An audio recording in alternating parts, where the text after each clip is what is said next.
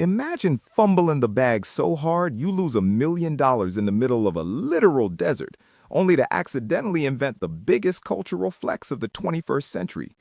I'm talking about Coachella. Yeah, that Coachella. The place where influencers go to put up Wilt Chamberlain numbers and Instagram likes while sweating in a $600 Sheeny outfit.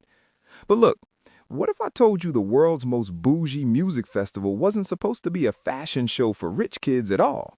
It actually started as a massive middle finger to corporate monopolies built by a bunch of sweaty punk rockers who went completely, absolutely, spectacularly broke. Let's talk about it. To understand how we got here, we got to rewind the tape to 1993. The biggest band on the planet isn't a pop star, it's Pearl Jam. And Pearl Jam is having a generational run. But they got beef, real beef. With who? Ticketmaster. Ticketmaster was running up the score on fees, basically monopolizing the whole game. And Pearl Jam looked at them and said, nah, we ain't playing. They called an audible and boycotted every single venue Ticketmaster controlled. Which is a hard flex, but it left them basically homeless. When you're locked out of the league, where do you play? They found the most impractical, dusty-ass spot imaginable, the Empire Polo Club in Indio, California, the literal middle of nowhere, baking in the sun. But guess what? Over 25,000 fans pulled up anyway. Standing on the sidelines watching this was a punk promoter named Paul Tollett, and he took notes. He realized something that changed the music industry forever. If the aura is big enough, fans will travel anywhere. Fast forward to 1999, live music is in the mud. Woodstock 99 just happened on the East Coast, and it was basically a Mad Max movie. Arson, riots, pure crash-out energy. The festival scene had zero aura. So Tollett and his boy drop a completely different play. They launched the first ever Coachella. Now get this, tickets were $50, $50. You got free parking, free water, and a lineup with Rage Against the Machine, Tool, and Beck, a straight-up indie rock utopia. Artistically, an absolute masterpiece. Financially, bruh, they got cooked. They failed to hit their attendance numbers and lost nearly $1 million in one weekend. Tollett was sitting in the desert dust staring down bankruptcy. It was so bad they completely missed the playoffs the next year. There was no Coachella 2000. The Great Desert Experiment was dead on arrival. So how do you bounce back from being $1 million in the hole? You pull the ultimate KD to the Warriors move. You sell out. To survive, they sold the company to corporate live entertainment giant AEG. Deep pockets, infinite budget. But the real game changer, the moment Coachella went from a dusty rock show to the Avengers Endgame of pop culture, happened on April 29, 2006. Inside the Sahara tent, the French duo Daft Punk pulls up.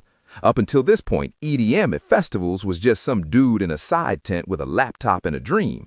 But Daft Punk, they performed inside a towering, blindingly bright LED pyramid. They didn't just play music, they rewired everybody's brain. It birthed the entire North American EDM explosion. It proved Coachella could be a sensory overload spectacle. But as the spectacle got bigger, the crowd changed. This is when the camera lens flipped. The audience stopped looking at the stage and started looking at themselves. Entered the influencer industrial complex. By the 2010s, Coachella wasn't just a concert, it was a lifestyle aesthetic. Brands started throwing exclusive, invite-only parties like the Neon Carnival. The desert became a playground for high-net-worth individuals and TikTokers. Coachella wasn't selling music, they were selling FOMO. And they locked the game down. They created this aggressively strict radius clause that basically blocked any artist playing Coachella from performing anywhere else in Southern California for half the year. Pure mafia move. It worked. They were injecting $400 million into the local economy every year. But there's a problem with selling an aesthetic. The culture moves fast. Welcome to 2025 and 2026. The live event industry is fighting a nasty case of festival fatigue. Millennials and Gen Z are looking around like, wait, I'm paying a $649 base ticket to get heat stroke, eat a $100 mid-burger, and watch influencers do TikTok dances? The American festival scene was officially washed. Coachella is looking at the numbers. They need a Hail Mary. So what do? Boom! Look at the historic 2026 headliners. They benched the legacy American rock bands. Instead, Sabrina Carpenter, Justin Bieber, Karol G making history as the first Latina artist to ever headline. They brought in K-pop acts. They brought in Beanie, the first Filipino girl group to ever touch that stage. Coachella realized the real MVP wasn't American indie rock anymore. It was the hyper-dedicated international stan culture.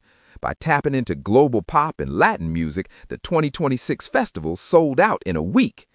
Which brings us to the ultimate plot twist. Coachella survived. They leveled up to a daily capacity of 125,000 fans. But just think about the irony of that for a second. This festival started as a $50 punk rock rebellion against corporate greed and monopolies, but to survive, it had to become a meticulously engineered, highly exclusive $650 global broadcasting network. The desert gamble paid off, but to win the championship, they had to become the exact machine they swore to destroy. Crazy work. Was 2006 the absolute peak of the desert, or are the people claiming Coachella is dead just getting old? Tell me which era wins and why. Y'all go leave a like and subscribe to the channel. I'm out. Peace.